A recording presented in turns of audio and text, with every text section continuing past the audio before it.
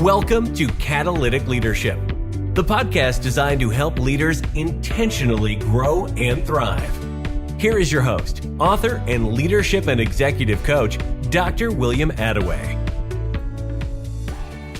Hey, it's William, and welcome to today's episode of the Catalytic Leadership Podcast. Each week, we tackle a topic related to the field of leadership. My goal is to ensure that you have actionable steps you can take from each episode to grow in your own leadership. I believe, like Craig Rochelle has said many times, that when a leader gets better, everybody benefits. Your team, your department, your customers, your clients, your spouse, your kids, everybody. Each week, we spotlight leaders from a variety of fields, locations, and organizations. My goal is for you to see that leaders can be catalytic no matter where they are or what they lead. I draw inspiration from the stories and journeys of these leaders, and I hear from many of you that you do too. Let's jump in to today's interview. I'm so excited today to have Nancy Erickson on the show. Nancy is the book professor. She coaches business professionals to become authors of high-impact nonfiction books that will establish them as experts in their fields, will increase their credibility, help attract a following, and expand their businesses. When the book's finished, you can take each chapter and repurpose it to create other revenue-producing products that include seminars, workshops, online trainings, podcasts, and online courses. Nancy is the owner of two book-related businesses, The Book Professor and Stonebrook Publishing, an award-winning nonfiction publishing house. In 2022, she was named a top 10 book coach in the U.S. by the Coach Federation. Nancy, it is such an honor to have you here. Thanks for being on the show. Thanks, William. It's really great to be here with you. I would love for you, Nancy, to share some of your story with our listeners, particularly around your journey, your development as a leader. How did you get started? Well, I'm drinking coffee because I'm having coffee with you this afternoon, William. I love that. I think that's great. I'll tell you my story over coffee. So my original career was actually in high tech. I was a systems engineer for IBM, and then I worked for Oracle Corporation as an application sales manager. And so people often ask me, like, well, how did you turn into a publisher? And the answer is sideways, like a lot of things in my life happen. So back in 2006, my dad was diagnosed with a terminal brain tumor. And we knew he'd only live for about 7 months. That's the classic progression of a glioblastoma. And so I quit everything to go be with my parents during that time and to stay with my mom for a bit after my dad passed away. And so when I came back home, I was like, oh, like, what do I do now? You know, it was like the world is open to me. I mean, now I can do it, whatever I want. Although I was really good at my tech job, I didn't love it, you know, and I'd been really trapped. I mean, you get really high paychecks when you work in high tech. And so I never would have left because I was stuck, you know, kind of tethered to it because the money I was making. But when I came back, I thought, now I want to do what I really have always wanted to do, which is write. And when I was younger, I'd had some stuff published. And anyway, I just kind of went in a different direction. But so I was looking through, I thought, well, maybe I'll take some writing classes. And I was looking through college classes. And I'm like, well, I've already done those, you know. So I went back to school and got a master's degree in writing, an MFA at a university here in St. Louis. And when I and you guys, I was old, right? I mean, I was an old student because, you know, I'd had this whole career and my kids were actually out of college, which was why I didn't have the financial pressures anymore. And so when I graduated, they asked me to join the faculty and teach writing. And I also started my nonfiction publishing house, which is Stonebrook Publishing. So we had, you know, a couple of really good successes right out the chute with the publishing house. The first was that we published a book by a Holocaust survivor who had gone to school with Anne Frank. And we ended up, you know, publishing their book. We did the book release in Amsterdam at their school. And it was you can't, the universe just organizes things for you. The only thing left at the time from when the Nazis occupied Amsterdam near that school, the only two things left that were the same in the neighborhood was the school, and then across the street, the bookstore. And so they did a big ceremony at their school for the 279 students that the Nazis murdered. And then we did the book release across the street at the school. So shortly after that, and that book is being used in the education market as a companion to Anne Frank's diary. Wow. So the next book we published, we ended up getting back cover endorsements for that book from Sir Paul McCartney and Cindy Crawford. Wow. And, I was like, okay, I didn't really know what I was doing, but maybe I am kind of good at this, So anyway, but here's the problem. In our publishing house, we work with a lot of business professionals and as well as other types of nonfiction writers. And our books are always intended to offer hope and help to the reader. We were getting a lot of manuscripts and we couldn't publish any of them because they were so poorly written. They were so poorly written. I mean, we couldn't edit our way out of it. And I'm like, okay, this isn't good because I believe that we have a lot of problems and that the answers are trapped inside people like you. And that when you simply tell your story, what you've been through, what you've overcome, what you've discovered, what you've developed, that you become the source of those two things of hope and help. So I took a step back from publishing for a year and I wrote a step by step process that takes an average person who's not necessarily skilled in writing from their idea all the way through to the written, edited, and published book. Wow. So that I just don't see, I mean, you don't have to be a great writer. I mean, you're going to get better and all, but I mean, our books are fabulous. They win awards, all kinds of incredible awards. And they're people just like you who are, they're business people, your slice of the world. And then we come along and we pretty it up and edit it and, really make it a marketable product. So that book can really become a catalyst to growing your business, which is what we always intended to do for our authors. Wow. I love how you take somebody who has that inside of them and then you help to bring it out so that it can benefit not just them, but other people around them. I think that's a high calling for a leader. Well, it is. And because what are we here to do? We're here to help. We're here to help. And a lot of times our authors, are maybe entrepreneurs and they started their business, but they didn't have anywhere to turn to help them. So they want to be that source of hope and help for another entrepreneur who's coming up. Or we have middle managers in business who have streamlined ways to really communicate and demonstrate strong leadership for their teams. And so they want to communicate that. And, it's really a fabulous, you can coach people and talk to people at work and stuff like that, but your reach only goes kind of into your own circle. But if you want a bigger audience, you really need a bigger platform. And that's what writing a book and some of the other things we help our authors with can do for you. So what does that process look like of kind of getting that out of a leader and putting it into a form that creates that platform or helps them to be seen as an expert in their field? Right. Well, you already are an expert in your field because you're doing it and other people aren't, and you're doing it well, or you wouldn't want to be, expanding your reach. But we always start off, William, with a set of foundational questions, and they're things that are really intended to help you to crystallize your message. And it's things like, why am I even doing this? What's my motivation? And people have different motivations. One of them is to build your business, right? Sure. And then things like, who is your audience? How is your audience going to be changed as a result of reading your message? What is the purpose statement for your book?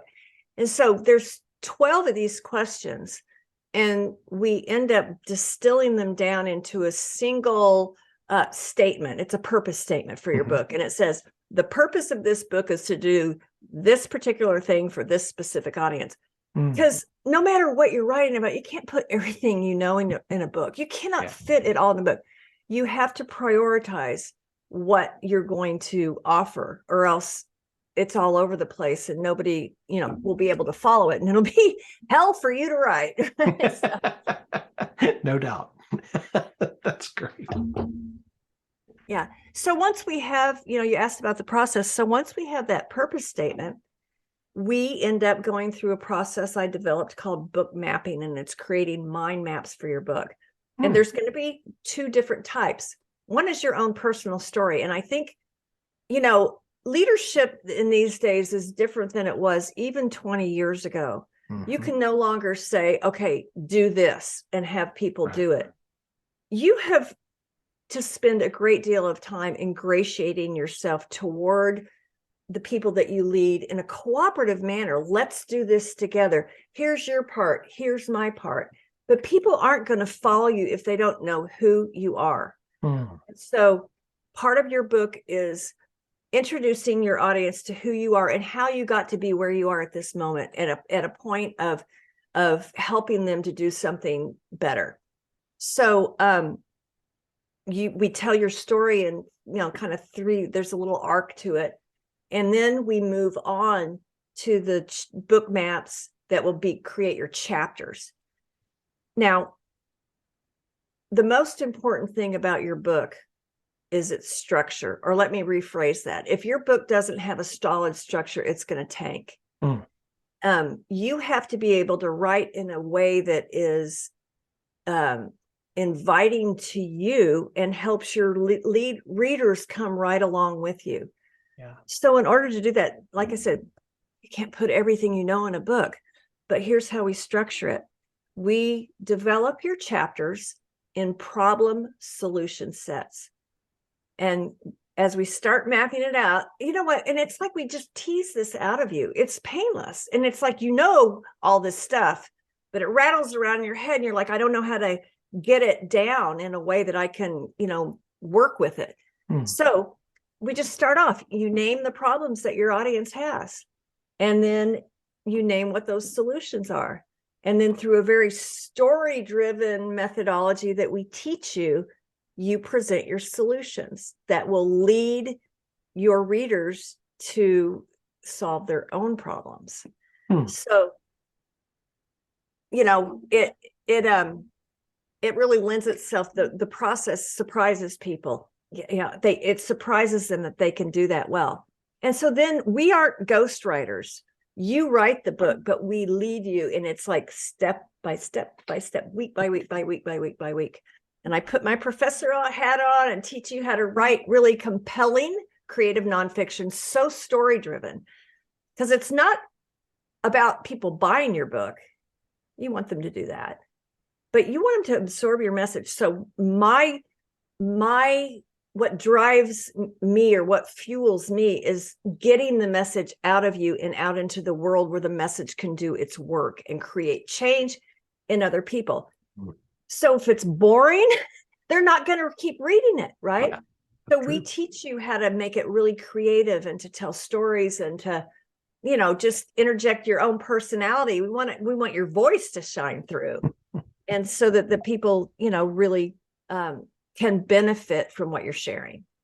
I love that. So what happens after the book is published? That's my favorite part.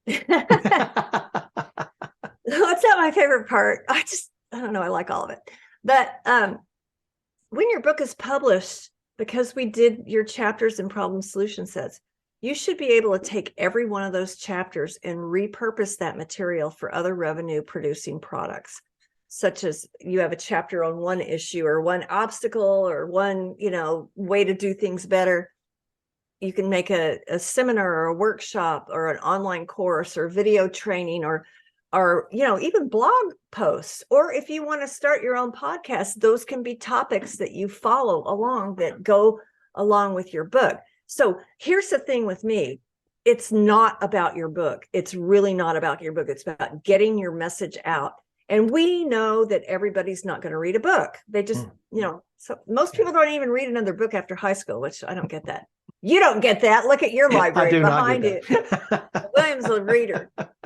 But so if they're not going to read your book and they want the material, why don't we meet them where they're already engaged and offer that material in different formats at different price points, at different levels of engaging with you in order to make that. Now, so all along, what you're doing without realizing is you're building a brand for yourself, and you're able to lead through that brand. Another thing that a lot of our clients do, which I also love this, is they may have different audiences. Let's take a financial planner, for example. Financial planners work with retirees, right? They work with people who are, families that need to plan for college. They work with young adults who are just getting their, stuff together and, needing to start figure out what to do with their money.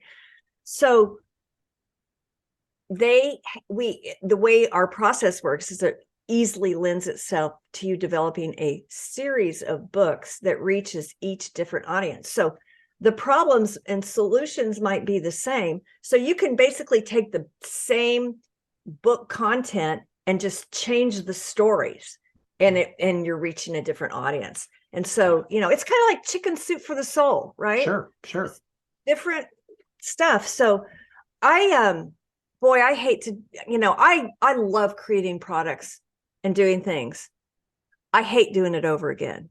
I love being able to take what I do and make other stuff from it, but I don't ever want to do it over again. So our process makes it where you do it right the first time and are able to really enjoy a lot of fruit from it takes a year to write your book, but a lot of fruit going forward from that one basic initial product.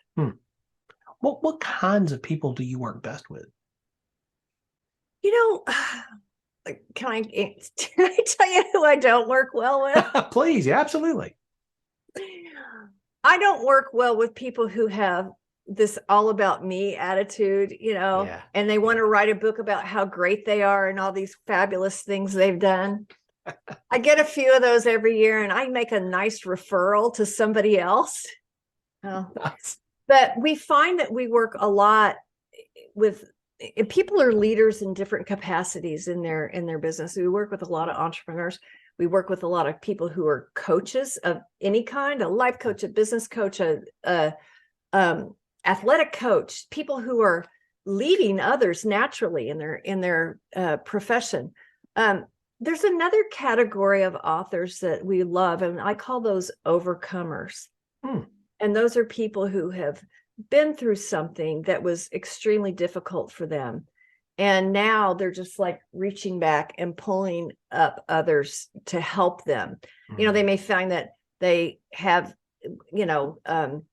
had a hard time during that time because there was no help. They couldn't find any help. So now they want to be that help for other people. Yeah.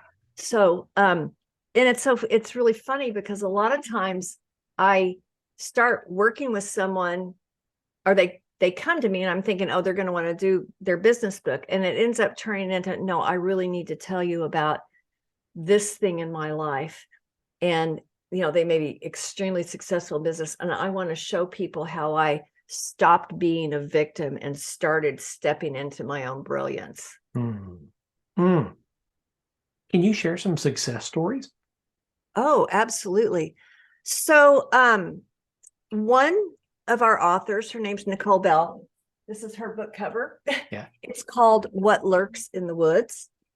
She is a brainiac MIT graduate who was into the medical device development world, et cetera. She and her husband both, their IQs like pound mine. But anyway, her husband started coming down with some weird memory loss symptoms and stuff. Anyway, he was diagnosed with having early onset Alzheimer's disease. Oh my but goodness. she didn't believe it. And because there was no family history and all, and he's too young and all sorts of stuff. So she started researching. I mean, this woman researches. Anyway, as it turns out, and this is over years, as he's declining. And as it turned out, the root of his issue in the brain was Lyme disease. And if he had had a simple medication at the time she started questioning the doctors if it was Lyme, he would have been okay. He passed away a year ago. Oh my goodness. But now, okay, so this is what I love about the kinds of work. This is a huge issue in the United States. Lyme disease is huge, and people don't know they have it, or other tick-borne illnesses. She has become an advocate. She was on the Today Show. She's been on all sorts of AARP stuff, as a advocate, educator. And I think she's just getting ready to take a position with a research where they're developing medical device research for Lyme disease. So she's combining her passion and her, her profession together. So that's been really great. Another book that I'm just telling you about some personal stories, because these are the ones that really hit the hardest. Sure. Another of our authors wrote a book, and it's called Sisters in the Storm, for moms of severely mentally ill adult children. And her book is like a handbook of survival for the mom who is, you get your kid back. I'm talking schizophrenia, severe bipolar, those kind of things, that they're not curable. They're barely manageable. Things change all the time. And it's a 400-page handbook on how to navigate your child's illness so that you don't lose your own life in the process and stuff. That is so helpful. Another book that we did, I think it's been 2 or 3 years, for business professionals, is a book called CEO Tools 2.0. And it's by author Craig Kramers. And it is just a list of systems and processes that help people. Well, you talk about working on your business and not in your business, to get to the point where they just work on their business, that they're the leader of the business. And here are the things that I have put in place in order to transition me to a leader and not a worker bee. Yeah. Kind of thing. And that's been he's sold 10,000 or more copies of that book. So this is I have the best job in the world. I just get to learn all this stuff. And, I love our authors. And I think that's one of the beautiful parts about leadership, that we get to help other people take their goals and elevate them, right? And help them to accomplish them. That's the great high, that's a high calling. That's what you love, a leader. Yeah. Well, you know what, William? I can only do one thing really well, and this is it. But you do something really well that you can offer others. All of your listening audience, you do something really well that other people can't do. And, why, somebody asked me, who am I to write a book? And I'm like, who are you to keep it to yourself? Well said. Who are you to keep it to yourself? And it isn't about personal glory. It's about personal satisfaction in seeing the ripple effect of what you have to offer. That these extremely capable people who can do all kinds of things, but they can't do that thing. That's right. Will be able to accomplish through your influence. I often tell my clients that there's no such thing as a wasted experience. Right. Every experience that you have is not wasted, but it's not just for you. It's also for the benefit of those around you. Right. But you have to be willing to be a conduit of those insights and what you gain and learn, and not just a reservoir of it. And I love that word, conduit, because that's what we are. Anybody who's doing coaching, you're a conduit through which your client will grow. That's it. I mean, I don't write the books. I just tell them how to do it, and then they surprise themselves. So, but you become the tool that conduit can then reach other people. Absolutely. Increasing the reach that one person might never be able to reach on their own, but you increase that reach. Right. As do you and do other people who are working in a coaching capacity. That's the goal. Yep. So if somebody's listening and they're like, man, this sounds like something I'm really interested in. But I bet it's super expensive and really hard and probably takes like 30 hours a week of extra time on top of my life. And I don't think I can do all that. What does it look like to work with you? Well, it doesn't take 30 hours a week. That's the good news. In fact, remember how I mentioned, I talked about, I had step by step by step by step by step. This is chunked in a way that busy executives can get it done. But I am going to tell you, it's your big project for the year. So don't add on anything else. The way it works is that I work with people in group masterminds, and there's about 5 to 7 people in a cohort. Okay. Every week you log in to the client portal, and there's a video teaching about what to do that week. Then you have the homework, you do it that week. And then once a week, we're on a group coaching call where we go over your homework. And the cohorts are fabulous. They're many times international, like we do a lot of international work too. And you'll be contributing to other people's ideas. They'll be contributing to yours, and you'll find just a very camaraderie through it. So many people, when they get to the end and it's written in their book, those cohorts are so tight, and you may never have met the people in your life. And that happens to me a lot. I never in person meet my clients sometimes, but we're like best friends. So that you asked about costs. It costs $375 a month for 12 months to participate in that. That's incredibly reasonable for what you're describing. It is. There are a couple of more pieces to it. That just gets you to you writing your manuscript. Okay. Yeah. There's a piece that sits in between, and anybody who goes through our methodology, we will publish your book. And Stonebrook Publishing, we publish our authors' books. We publish a bunch of other authors' nonfiction books too. But you're guaranteed, because we know how you formed it and everything. Sure. And we've been part of your process. The piece that sits between the writing and the publishing is editing. Mm-hmm. Everybody has to have a great editor. And that's where we make up for maybe any lack of skill that you have, or, if you're worried about punctuation and grammar, don't. We take care of that. And our editing cost is $15 a page. Okay. Then when we flip over into the publishing house, now you're ready for publishing. That cost is $7,800. And so we're a hybrid publisher. You contribute to that, and then we develop your product and distribute it worldwide. So all in, it's about $15,000. Which, when you're talking about expanding your reach and your platform, that's an investment that you're making today or this year. Right. That is going to then bear fruit for how many years? Over the life cycle of the project, it's about that.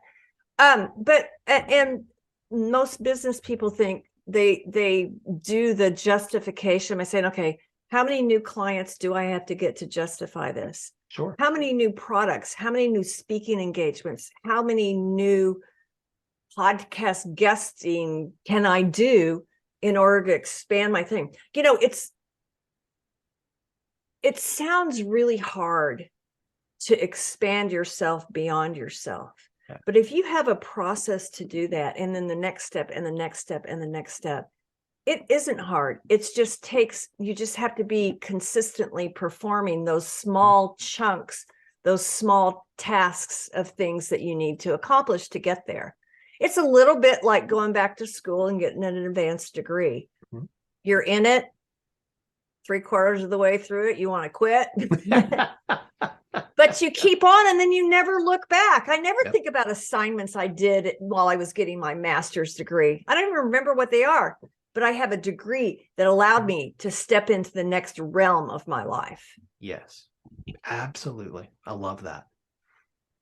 So what's the next step for people who are listening? What's the next thing for them to do?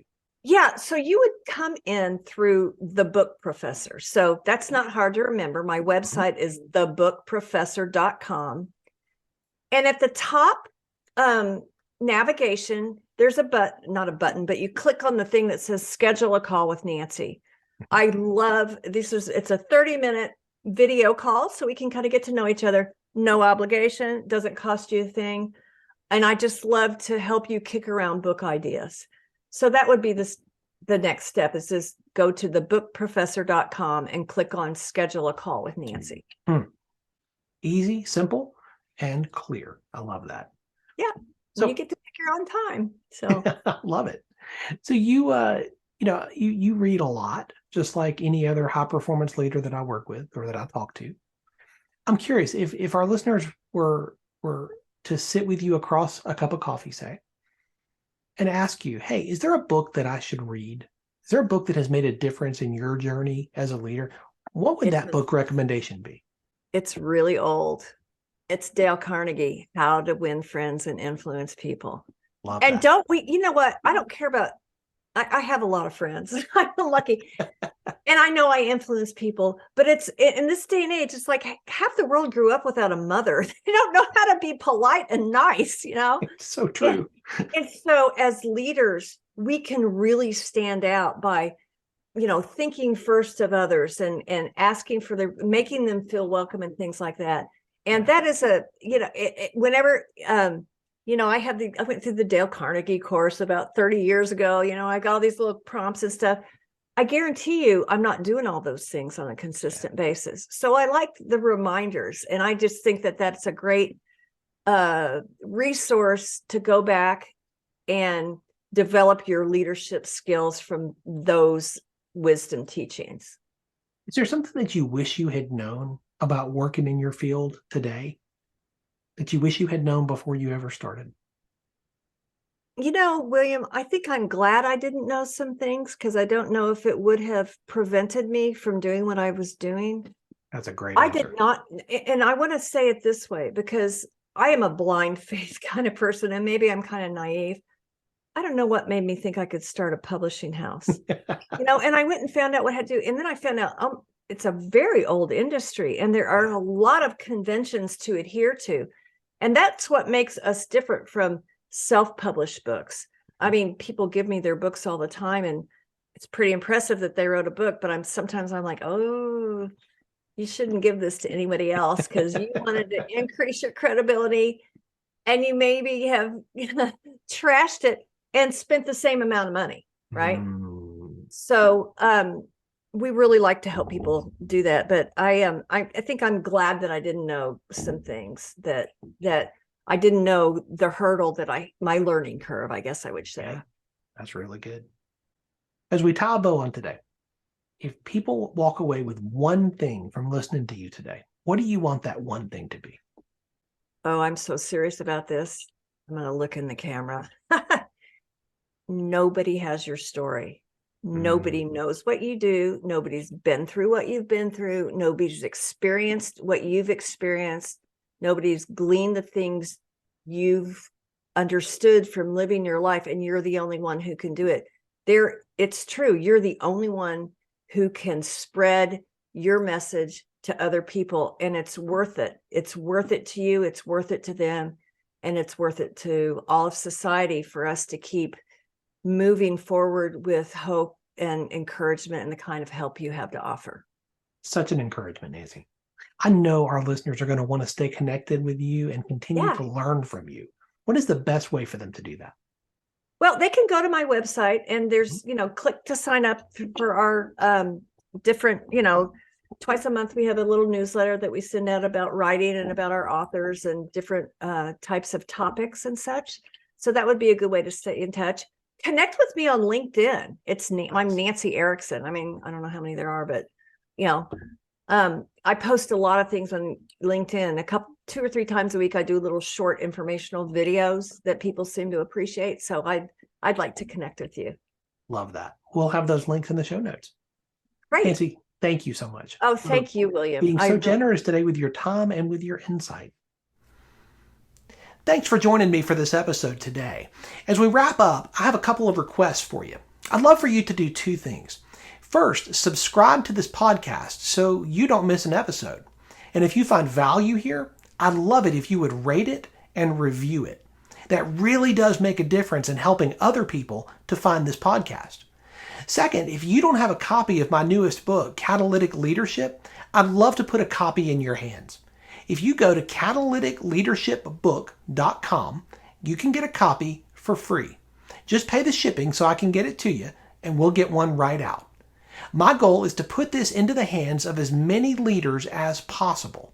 This book captures principles that I've learned in 20 plus years of coaching leaders in the entrepreneurial space, in business, government, nonprofits, education, and the local church.